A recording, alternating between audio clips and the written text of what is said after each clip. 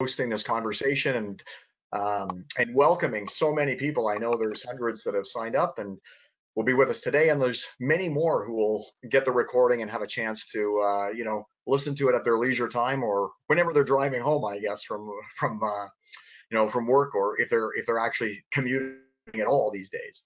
But thanks so much for the opportunity to kind of share some thoughts. It's been an interesting year, and as we think about what's happened in 2020 and as we head into 2021, we thought, wouldn't it be great to bring some folks together who are intimately involved in different parts of the sector and really spend a lot of their time engaging with organizations, large and small, urban and rural, French and English, right across this country, to be able to hear their insights and their observations as to what's been happening and what we think might transpire in 2021.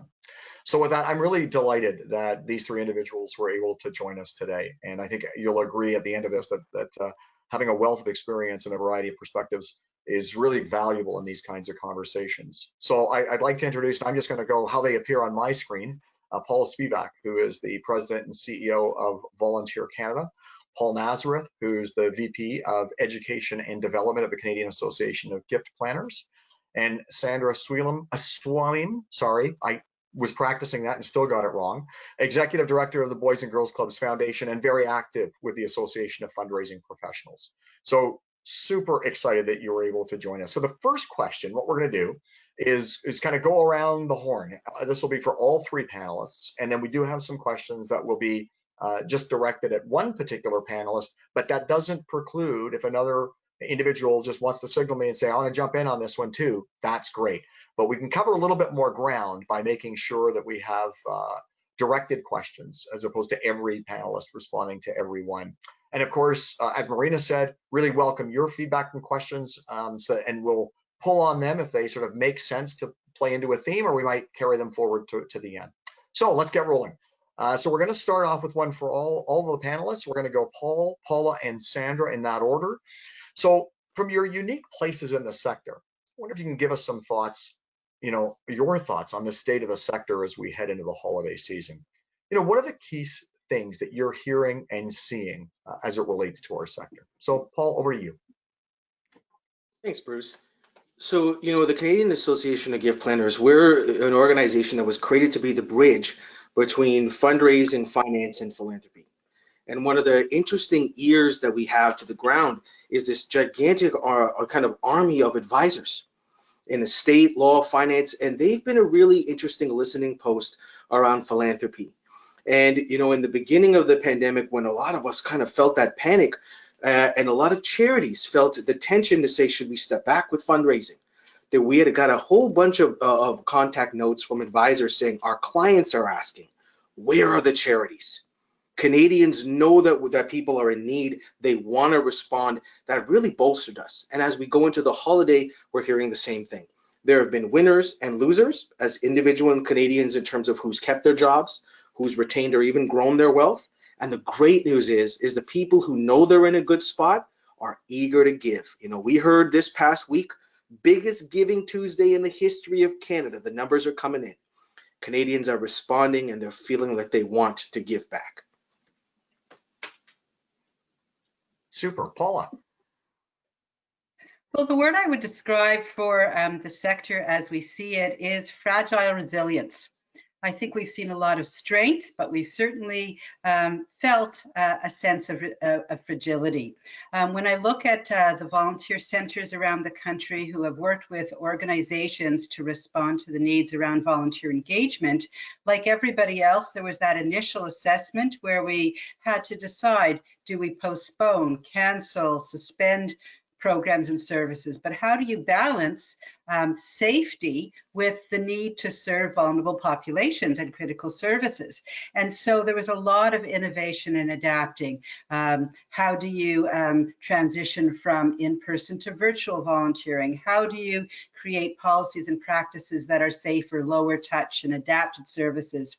And how do you keep people engaged who have to step back from volunteering? I think as time went on, those volunteers who did need to step back for their own own safety and those around them, organizations became concerned. Are they feeling isolated? And what's our responsibility to long-term volunteers who are at home right now? When we look at some of the innovation around new partnerships and new ways of involving employer-supported volunteering and the great people in corporate community engagement who have stepped forward to say, what can we do? When can you do it? What's the best way we can help? So the generosity we've seen, whether it's forest fires, floods, and now the pandemic, Canadians really step forward and want to help in any way they can. And as organizations, our challenge has been to figure out the safest and most effective way to do that. That's great, thanks. And Sandra, you have this sort of interesting dual lens, both from an AFP perspective, but as well with Boys and Girls Clubs in terms of a service provision organization. So I'll turn this one over to you. Thanks for having me. I would say cautiously optimistic is something that many of us in this sector are feeling. The word pivoting, right, keeps coming up. A lot of us had to pivot the way we do things, right? But there's probably going to be a few smaller nonprofits that will not make it, right? And I just want us to really acknowledge that this has been a very hard year for many. It's hard to fundraise when your doors are closed, right? When you're not being able to provide the services you usually do. How do you then ask for donations or even convey impact, right, if you're not currently operating, right? So I think acknowledging that. Then there's also a lot of great organizations that have been able to pivot and are actually probably fundraising more than they've ever done before, right? Anything that has to do with food security, right? Traditionally, I think has always maybe struggled a little bit. You're seeing amazing numbers, right? I'm not in that space full time, but I know they're doing extremely well. Obviously the healthcare sector and the hospital foundations, but then also the social services sector, right? When things like a pandemic hit, it really affects all of us, right? With forest fires, sometimes it can be really regional or local, but like a pandemic is a national issue.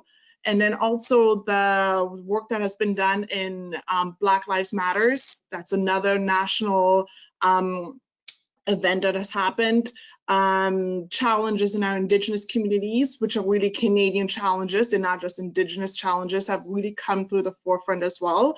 So I think 2020 has really been a packed year with so many different things happening, and the charities that are going to do well and succeed are the ones that are able to pivot fairly quickly to kind of adjust to the demands of Canadians or to the demands of donors, right?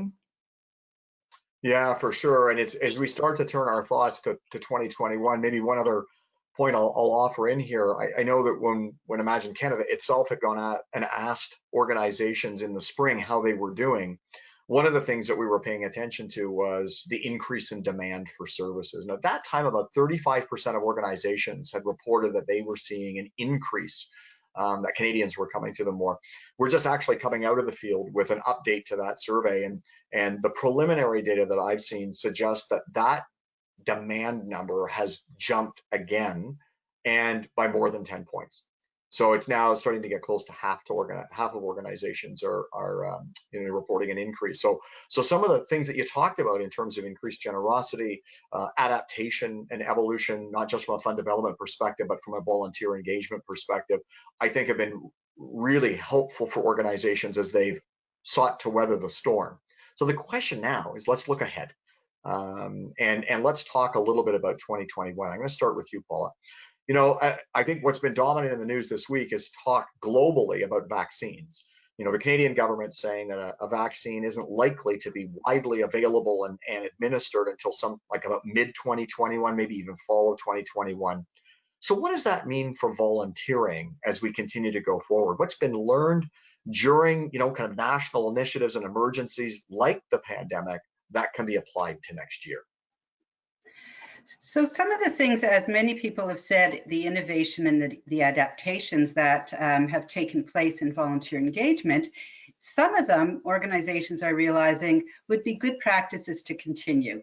And so the advantages sometimes of virtual online mentoring and group experiences that can be done online. In other cases, it really is essential to resume the in-person and to assess when it's safe and how it would be safe to do so.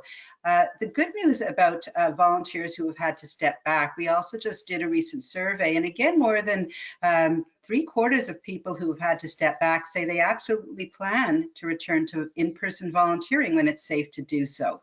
And so I think that's the challenge for organizations. The other challenge that I see is when there has been infrastructure that has been dismantled and put aside because there have been programs closed and volunteers weren't engaged for a period of time, the time it takes to springboard back into action and rebuild that infrastructure. And so there's a lot of discussion about how do we plan to do that, again, in safe ways that capture the innovation, but also return to some of the benefits of the in-person that we had before. That's great. So maybe we'll turn our attention a little bit to giving. So Paul, what advice would you provide to those in the fund development world, many of whom are still reeling or struggling from the loss of event-based revenue, door-to-door canvassing, those really either group events or highly personal in-person type activities? What are your thoughts looking forward into 2021 around that kind of fund development? We're definitely seeing that feeling that so many Canadians have defaulted back to that Maslow's hierarchy of needs. And a lot of charities are matching their fundraising to that needs growth. And that's been a challenge. And again, in special events, if anything, we've also, and I think the business sector has realized how much special events connected charities to the economy. In local economies, the loss of special events has affected the entire ecosystem. And what we talk about at CAGP is that it's not an either or. It's all about diversification of revenue. Many people will know, I spent the last number of years at Canada Helps. And Marina, the CEO, was obsessed with saying we need to help charities, especially small charities, diversify the way they bring in money. I was just sharing with you before the call, an estate lawyer I was speaking to this morning who said, I was legitimately scared that this executive director I had called was going to have a heart attack, because he was calling the executive director of a tiny cat shelter that is in the middle of an emergency appeal to let them know that they are inheriting $9 million. The donor has passed away, the money is going to the organization. But I want to share too that the ED said, well, I'm sure the gallery will also be excited because that donor was on the board for 20 plus years. And the lawyer said, between the two of you, you were the only one that asked for a bequest. So you're the only one in that will. We got to remember that we have to diversify, and our donors love us. This is not about asking aggressively. This is just about saying, if you love the organization, here's the way that you can do it, right? And we've heard from the advisors, the stock market is surging. Dow hit the highest rate ever. The end of the year is strong in the markets, although again, choppy winners and losers, but so many tech winners, capital gains, Canadians are donating stocks. And if we just leave it to the big organizations to accept them, then we won't get that revenue. So that's really what we're focusing on, to help charities to build back better and to open up those different channels for revenue. A pandemic doesn't change the need to actually ask, does it? It's still a pretty important fundamental. So Sandra, AFP's just come through Not Congress 2020.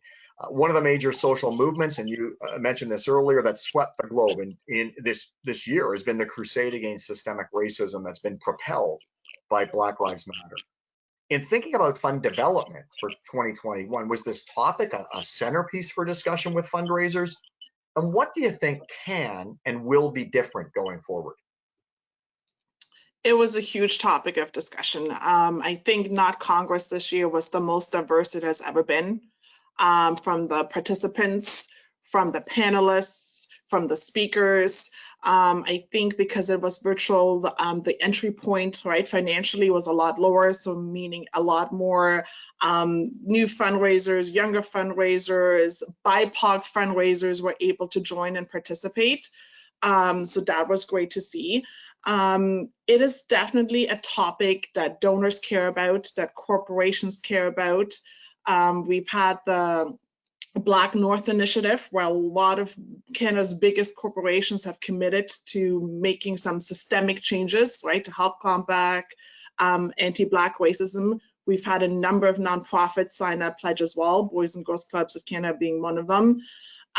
So it is definitely an extremely important topic. Even if we look past at the AFP award winners, the AFP awards were last night. A lot of the donors and philanthropists that won were ones that were really based on diversity, that were supporting Indigenous communities, that were supporting work in systemic racism, right? I think it's something that we as Canadians are extremely interested in, donors are interested in, and I feel for the first time as a Black woman in fundraising, we're not just talking the talk, right? Because talk is cheap. And we've talked a lot about it in the past, but I think now there's actually some actionable items that have been put in place, people being held accountable for certain things. And I think that is extremely important, and our donor base and our fellow Canadians really want to see it, right? They want to see the action that comes with supporting some systemic changes that are so important in our communities. The term I've been using is, I believe, and as you can tell by looking at this mug, I've been in the sector for a long time, that this is a seismic shift that is taking place. This is not a short-term thing. This is a fundamental reset for our nation. And obviously that includes our sector. And so I think sector leaders looking forward into 2021, if it hasn't been part of the conversations in your organizations, I think it's essential that it is.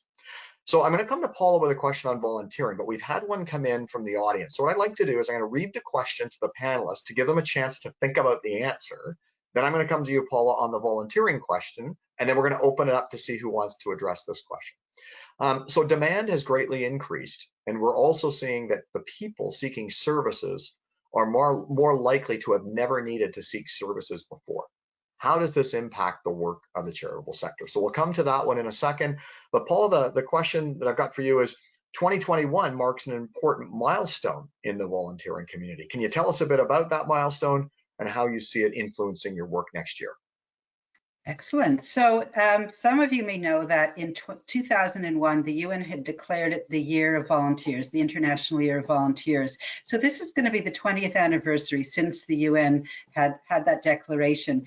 And we saw this as an opportunity to revisit the last 20 years, how far we've come, what's changed in volunteering, and really look to the next 20 years.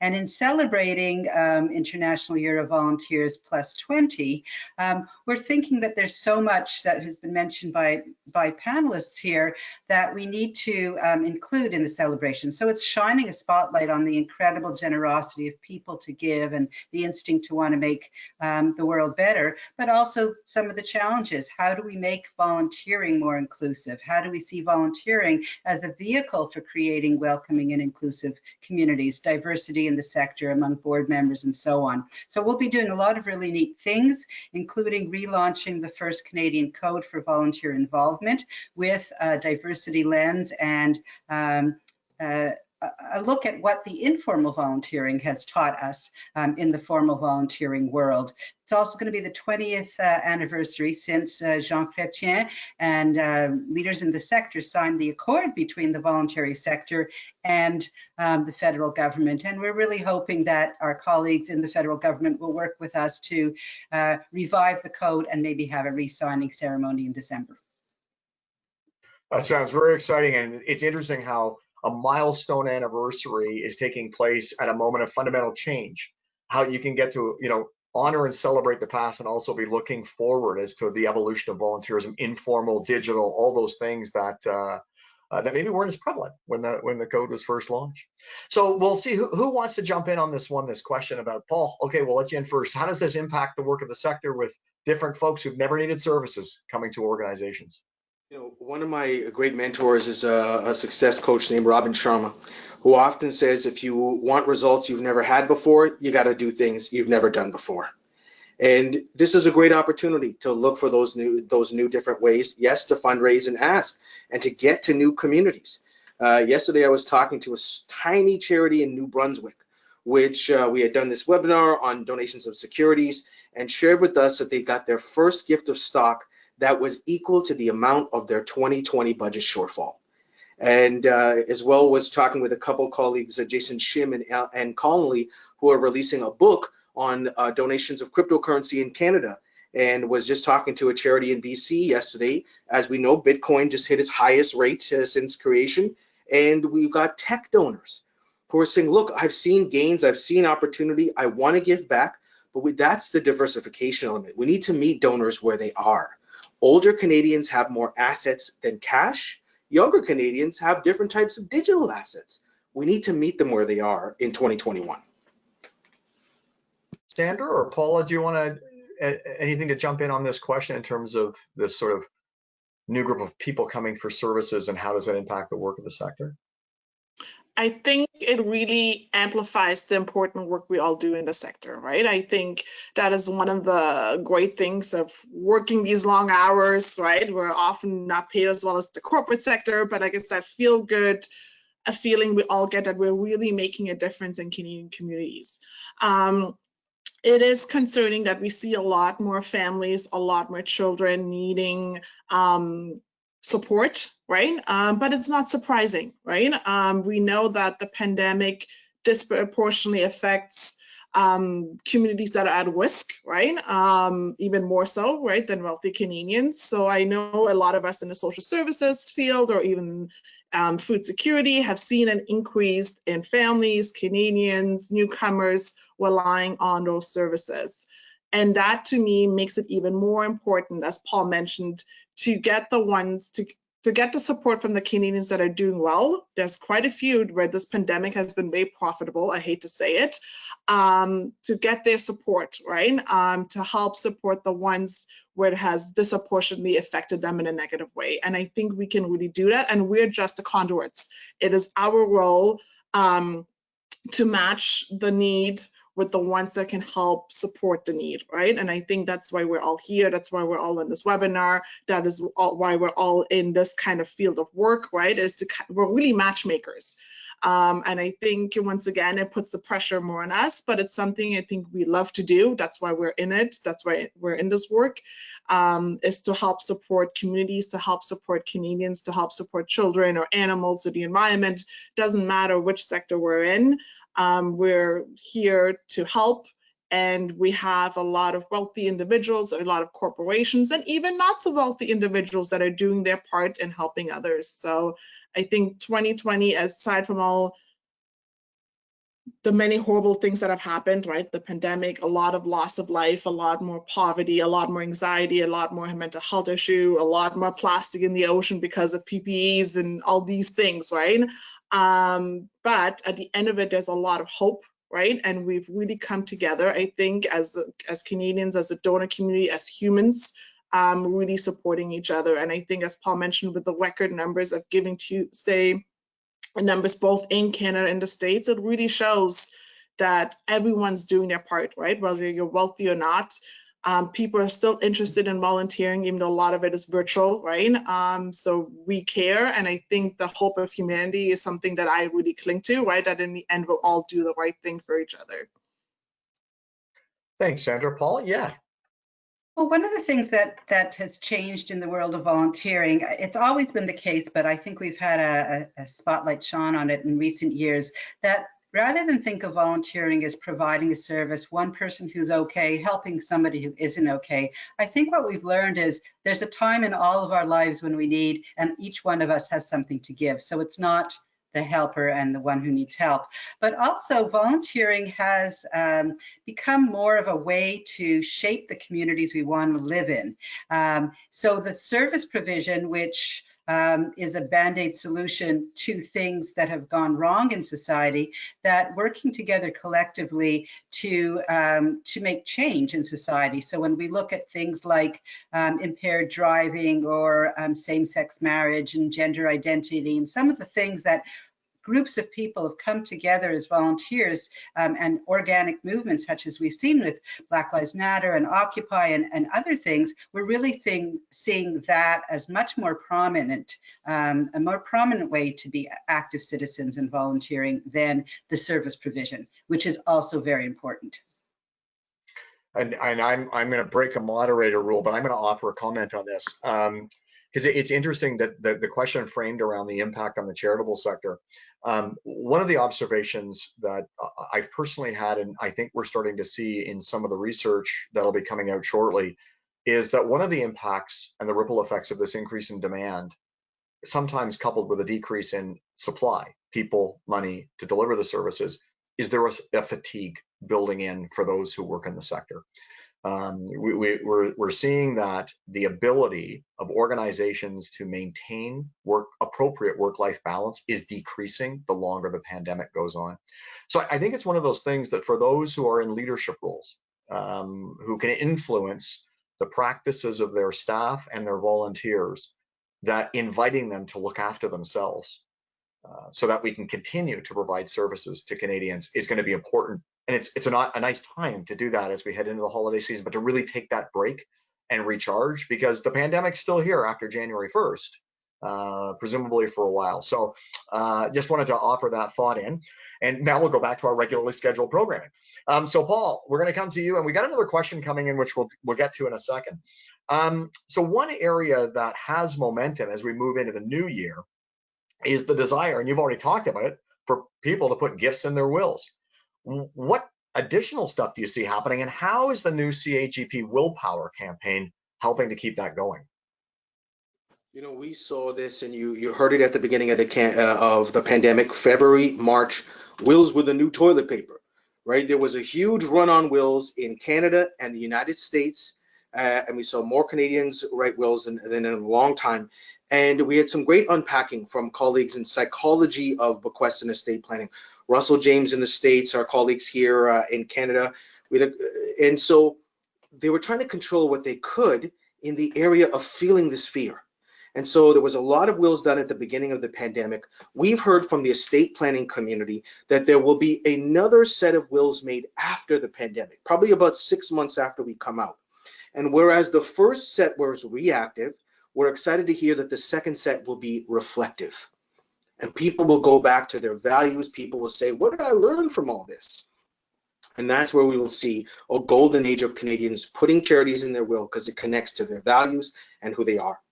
In the Willpower Campaign, which is replacing our 15-year campaign, used to be called Leave a Legacy, Willpower will be the largest social normalization effort of putting a gift in your will in Canadian history. And before we did it, we did new research with Environics across Canada. We found that about 5% of Canadians put a gift in a will. And so our goal is to move that over the next decade or so. Although I gotta say, your team put out in the Immigrant and Newcomer Giving Report, and this is important that we understand this. It's not just about those new Canadians. We now have the data of Canadians 10 years plus, and that their giving is equal to that of first-generation Canadians. And in fact, in your report, you showed that immigrants and newcomers have a higher percentage of bequest giving than Canadians of multiple generations. So a lot of exciting work there. We've got the data finally to show it, and we're moving forward. But again, they can't do it if you don't ask and you don't let them know they can do that with you. They love us, right? Canadians consider charities as part of their family, and they want to do this. Largest amount of Canadians with the least amount of kids. So again, it's going to be part of their legacy either way. If it's up to our charities, that's the question for us and the donors that we have. Great stuff. So I'm going to do the same thing that I did before, which is, Sandra, I'm going to come to you with the next question, but I'm going to read this one now so that the all panelists get a chance to think about the response, and then we'll come to it after the next question. So for foundation grantors, many have pivoted granting programs to provide emergency, presumably one-off funding for COVID-related expenses and programs, and paused or reduced regular granting activities.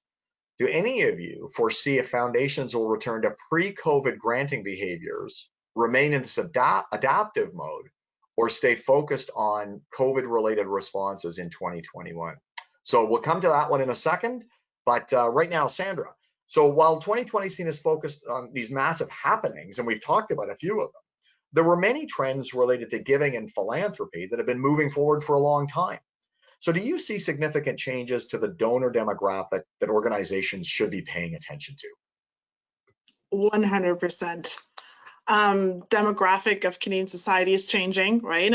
Women are becoming wealthier, right? Like women have historically always given, but at smaller amounts. There's more women in senior leadership roles, so therefore they're wealthier, they can give more. New Canadians, much more generous than to second, third, fourth generation Canadians, right? New immigrants to this country, their children, we've seen historically that they give.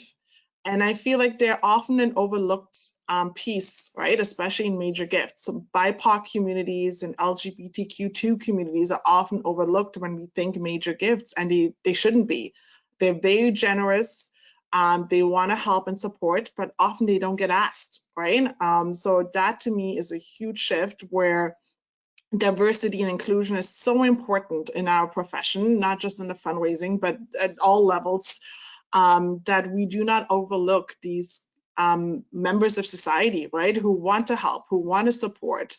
As Paul mentioned, they're also more likely to leave bequests in their wills. And the same thing goes for major gifts, annual gifts, volunteering. So I think diversity in our sector is important, right? That we have representation, that we know how to work with those communities, that we respect the way they fundraise. Some of it is very cash heavy driven, and that's just a cultural thing, right? And not to underestimate, I guess, their monetary donations and how much they can give and support and how much they want to help and belong and be part of our communities. So yeah, there's a huge shift, and it's towards BIPOC communities, it's towards women, and it's towards LGBTQ too. Yeah, I'd actually seen in a recent report we put out on corporate giving that a study out of the U.S. showed that U.S. corporations have given 18 times more to organizations that work with racial justice than for the past decade combined. So this is well on its way. So let's see let's go back to the question. And by the way, there's lots of questions coming in, so get ready to be on your toes. So this question about, do you think that foundations will sort of return to their practices around how they've granted in pre-pandemic, kind of stay in this very open and sort of flexible mode, or actually kind of continue with COVID focused stuff into 2021? What do you think might be happening? Paul, sure. You know, we got to call out our colleagues at Community Foundations of Canada and the Philanthropic Foundations of Canada. And what's awesome is they didn't wait. They're not going to wait and see. They dug in and they got in there really quick. Our colleagues were at PFC's national conference, and not only did they get really aggressive at the beginning to talk about, you know, the Give 5 campaign, about granting more, but they engaged their members in private foundations to say, not just how can you grant more in this crisis, because it's the rainy day. What are we saving for? This is what we've been saving for. But they also helped them to start opening up new lines of granting towards Black and Indigenous communities. Community foundations have doubled down across this country. You know, I was just watching the launch in Calgary of the Black Opportunity Fund, whose goal is over $150 million.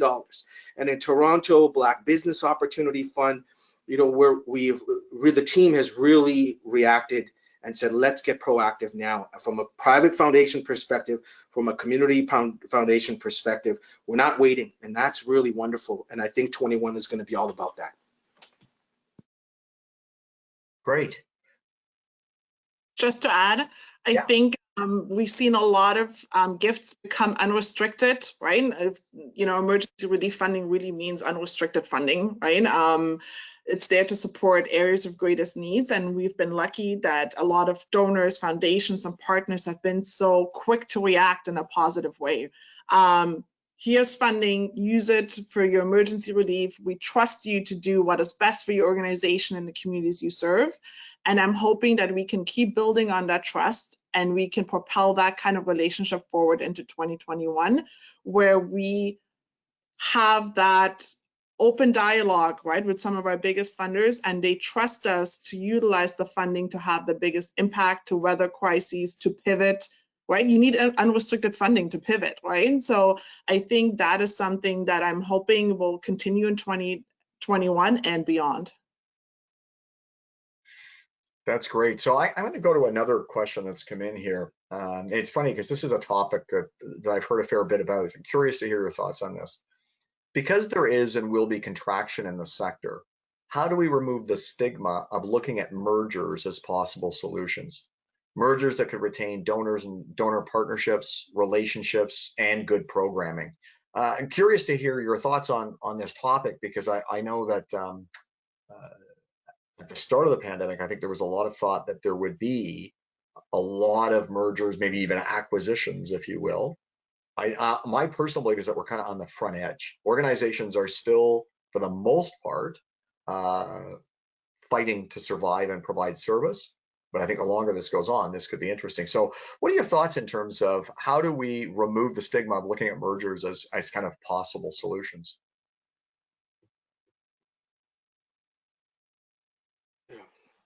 So go ahead, Paula, and then we'll come to Paul. I think that in some spaces, there isn't really a stigma. I think that it's seen as an extension of collaborating. And I've seen that with programs and services where people are seeing that they have complementary assets, that they have volunteers with different skills. I mean, one of the things that's really incredible is that if you have, let's say, volunteers trained to manage a helpline, and then there's another crisis in the community and they could be redeployed, there's a lot more fluidity between organizations and having those discussions about redeployment of assets, sharing assets, clusters of organizations that access a professional together, and so on. So I think in some areas there isn't a taboo about discussing this. On the other hand, there is the pioneering spirit that people feel attached to the organizations they've helped create, and I think people are starting to say that's time to let that go and really look at what's better for community.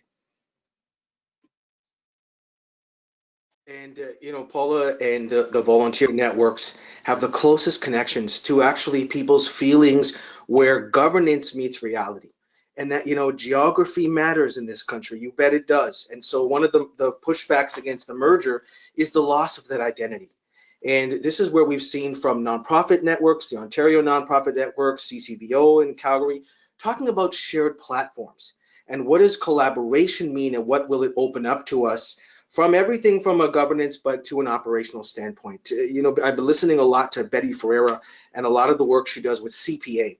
And we're listening to the finance leads because that's also one of the great complexities of mergers, all the legal and governance issues. So, you know, that's going to be a tough thing to tangle with. But in the meantime, when we need to act, I think this is how we can move faster. And again, I'm really excited to listen to your work, Bruce, and the charitable group out of the CRA and the Senate recommendations to see how we can find our way to solutions from granting to other organizations, again, to that collaboration, because mergers, that will take a long time. I think we're still a good year away from that being a strong alternative to the bankruptcy. Yeah, it's interesting, and you know, you just sort of segued into another question that came in, which was what impact, if any, is the Senate report on the charitable sector likely to have? Maybe Paul, I might throw to you, because Paul and I are both on the advisory committee for the charitable sector inside CRA. So maybe, Paula, do you want maybe to start with that one?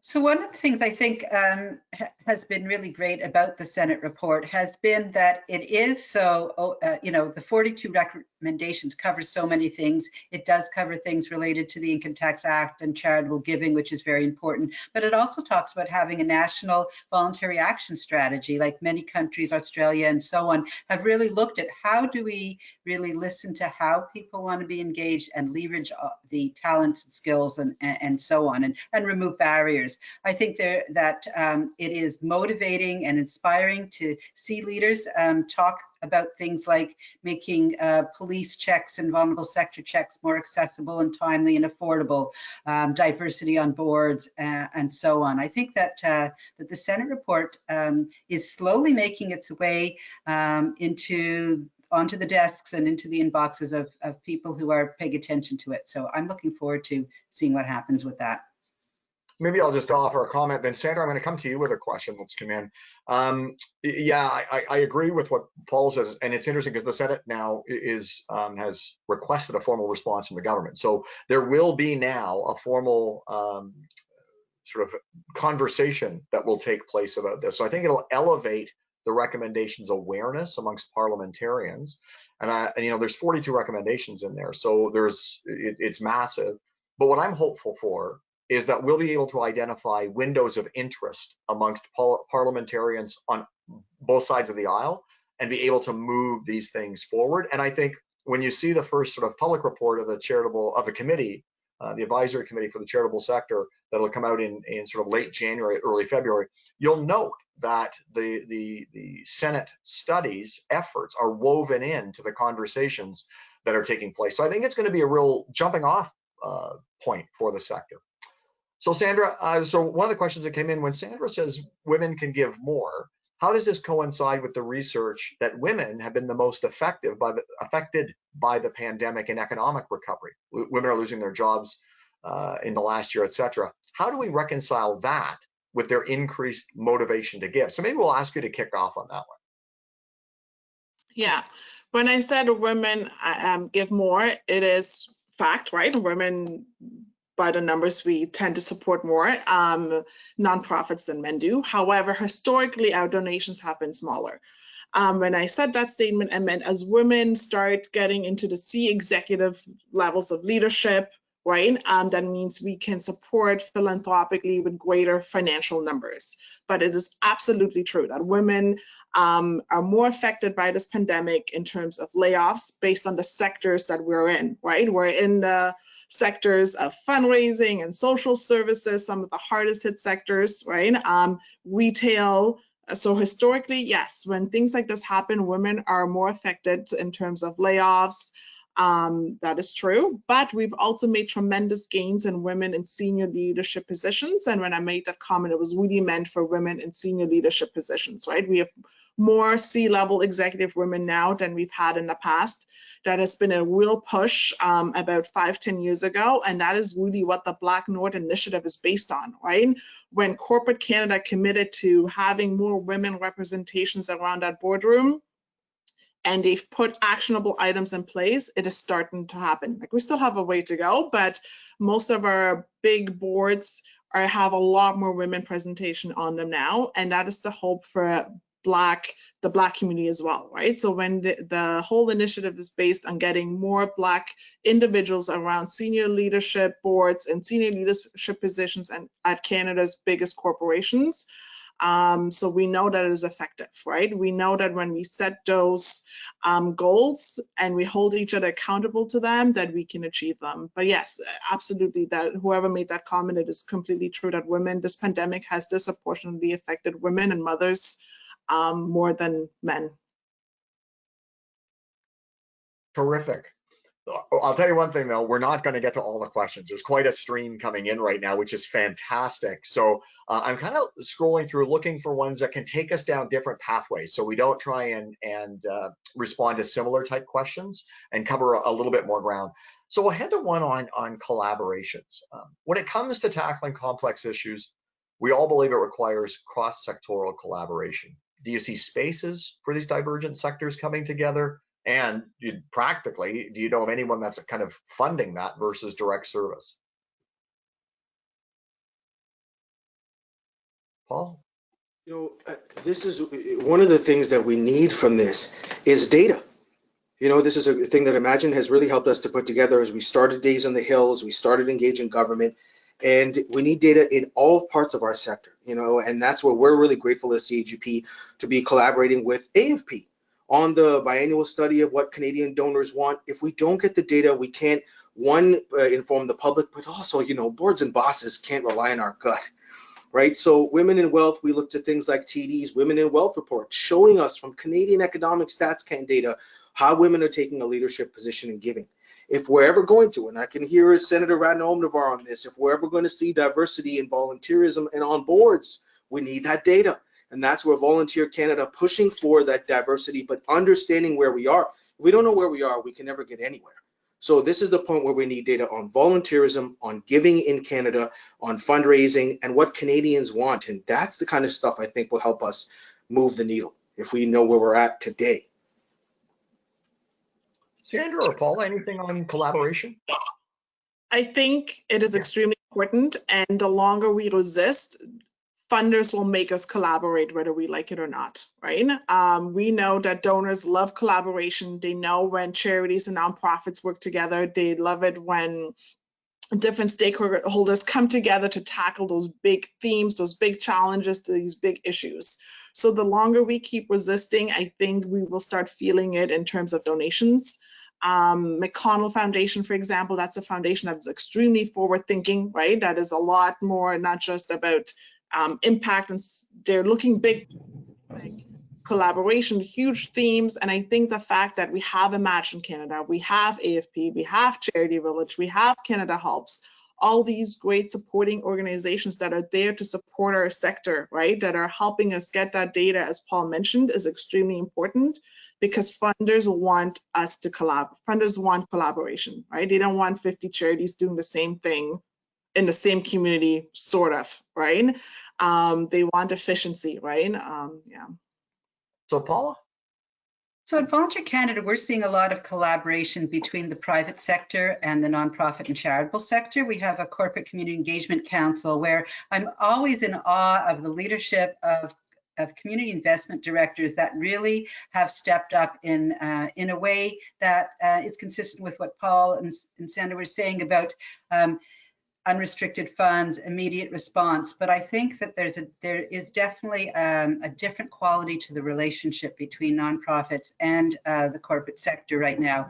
The other thing is, when we think about civil society, I think in the past we've always thought that was the domain of the nonprofit sector, and more we're seeing that to have a civil society, you need a responsive government, a thriving business sector, and a resilient nonprofit sector. And I think there's more recognition of that. So I'm going to offer one comment, and then we're going to go to the lightning round. So we'll go to questions, but just maybe one panelist per response. It's interesting on this question of cross-sectoral partnerships. One of the things I'm a bit hopeful for is some research, and it showed up in the Edelman Trust Barometer. It's also showed up in some work we've done with corporations around the role of corporate CEO as a social advocate. And it's increasing. The Edelman Trust Barometer jumped by 12 points. And these are employees surveyed who believe that their CEOs inside corporate Canada should be playing a role as social advocate. And what was interesting for me was that the nature of the topics is shifting. So it's not just about they should be advocating for better technology training to have more productive employees. It was things around immigration, diversity, climate change, etc. So it feels like the sectors, there's a convergence here that we might be able to work and find an entirely new group of influential allies to help on complex social problems. So the next question then is, the charitable sector is still challenged by the outdated philosophy that charities need to do more with less. Has the past 9 months perpetuated this or broken down these outdated perceptions? So who wants in? Okay, Paul, you got this one. You know, we got to put it out there. I think it has perpetuated it, and a lot of us want, participate with Imagine Canada, going to the government, asking for what we needed. And although we got some money that was very much put towards the needs, we still need to get that respect and a home in government to be at the table, right? So we are being asked to do more with less. We're not getting the funding we need. We don't have the partnership yet that we need. We got to keep fighting for it. And that's what we firmly believe on the CAGP side. And that's what we're trying to get more partners. Again, the funders, the advisors, the donors can only do so much. Policy, government, that's where we're going to be equals. So next question. How do you think we can move the needle on educating the public, and in particular, young people, that overhead costs are essential? I think it has to do the way we share our impact that we're having, and also being fully transparent, right? We can't even begin to help anyone if our own house is on fire, right? It's the same thing with the shoemaker's kids, right? We need to invest internally, and we need to be proud of the investments we're doing internally, because those investments will then ultimately have an extreme impact on how we deal with our constituents or our clients or our stakeholders externally. So I think being fully transparent on how we do those things, stop trying to hide our fees in, this vague language that is so confusing to everyone, that leaves even donors what exactly am I supporting, right? You're supporting this initiative, and by supporting this initiative, that includes supporting this organization in such a way so we can continue to support, right? And I think most Canadians, most donors will understand that, right? They'll know that, yes, it's the same thing when we get on an airplane. Well, when we do get on airplanes again, right? You put on your own oxygen mask before you help your children or somebody else. And I think that is something we need to do as a sector a whole lot better in educating our donors on. So here's one that, obviously was a story that dominated 2020. Is the We Charity issue still something that you, in your daily work, are seeing and hearing about? I got a couple of nods ahead. Go ahead, Paul. About trust, and it's going to be about trust and transparency. And this is our challenge moment. I think a positive one that we can respond to say, let's open it up. And again, it's been mostly a political issue. There's a lot of charity issues there about how funds flow between institutions and organizations. There's still a lot we can do there. And I think 21 will also be a place where we dissect and unpack that in a good way. So I can't believe we're almost out of time, and I'm sorry that we couldn't get to all the questions. First of all, it's just delightful to have such wonderful questions coming in, but I'm going to ask each of our panelists with a final question before we wrap things up. So many of our colleagues and peers will soon be taking a well-deserved break, and I hope resting over the holiday season. As you look ahead into 2021, what gives you hope for the future of our sector? Paula, maybe we'll kick off with you. What gives me hope is people often talk about younger Canadians as not being as giving when they actually have the highest volunteer rate of all age groups. I am not in any way concerned about the future, the present and the future.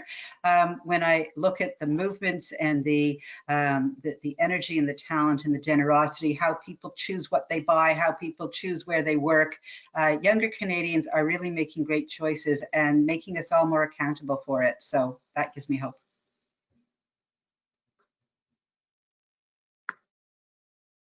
Sandra, how about you? What gives me hope is that although 2020 has been a tough year, it has exposed a lot of things that we could be working on, that what we could be doing better as a sector as a whole, right? Whether it is BIPOC and EDI, equity, diversity, and inclusion things, right? And I feel like for the first time, we're not just talking about it, we're really bringing it to the forefront. It is not something that just kind of died down slowly of the summertime, right? Like we're still continuously working towards it. So I'm extremely hopeful in terms of diversity, right? Diversity for the sector, diversity in our constituents, and really tackling some of those really hard and uncomfortable conversations we've really had to look inward to and acknowledge. And hopefully 2021 is a continuation of that, right? Where we continue to talk about it, but then also action item these things. So yeah. Thank you. Paul. When we're alone, we isolate and we give into that fear. We've got to remember that we are a community and to stay connected as a community.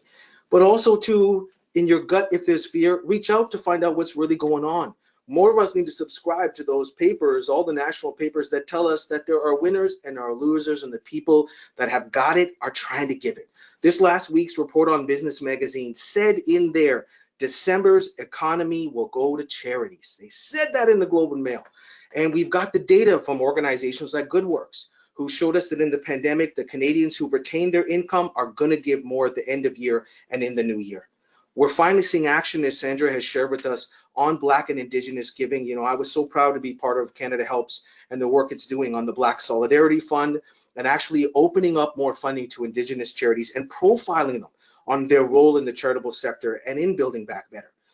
So hopeful to see data in the immigrant giving report, so we finally start to understand who's giving at what and what is the potential for donors in the new year.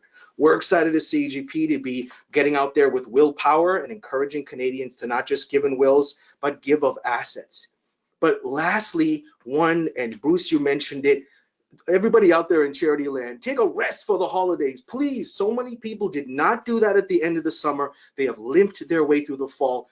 Don't do that with 21. Take a rest, rejuvenate, and recharge. And I just heard it, and we forgot to celebrate it. Hey, Charity Village, happy 25. I got my first job on Charity Village. So many of us too. Let's celebrate stuff like that. We're sticking around. We're going to be better than ever. Absolutely. And I'm going to add in one hope from my perspective is I think it's been an amazing year where more and more Canadians have actually come into intentional direct contact with our sector. And what leaves me with hope is the fact that as their lives have been affected in a positive way by volunteers and staff and services, it gives me hope for our ability to change the system, ensure that our sector has the kind of funding and support, removing barriers to success that we can do in things like the Senate report and others. So I'm hopeful going into 2021. So we're gonna, first of all, I'd just like to close by saying thank you to all of our panelists for taking time out of their incredibly busy schedules to provide those thoughts. To Charity Village, yes, happy 25th, and thanks for hosting. You know, as we're looking ahead into 2021, a piece of content that's coming up next week, the guide to 2021 fundraising trends, tips, strategies, and checklists to prime your organization for success, coming out with our friends at Keela. So thanks to Marina and everyone at Charity Village, wishing you all the best of the holiday season and look forward to engaging in 2021. Well, thank you so much, Bruce. You've done a great job facilitating too. So I want to give a little round of applause to Bruce, and also Paul, Paula, Sandra, thank you so much for this wonderful discussion. It's I know I've certainly learned a lot, and I think it's been super helpful at this time of year to just take a little reflection back and a look forward. I want to remind all of our attendees that we will follow up with you by email this afternoon with the webinar recording. We'll have a short survey there as well. It takes less than 5 minutes to fill out. You'll have an opportunity to let us know if there's other topics you'd like to see in future sessions. So please do take the moments to complete that if you can. On behalf of Charity Village, thank you for joining us today. Our final free webinar of 2020 will be held on Tuesday, December 8th, and will feature Daryl Hatton discussing how you can use the Charity Village crowdfunding platform to pull together a last-minute year-end fundraising campaign. So we'll include a link in the email that we send later today in case you'd like to register. Thanks so much for taking part in today's webinar. I hope all of you have a wonderful rest of your day. Bye-bye. Thank you. Bye.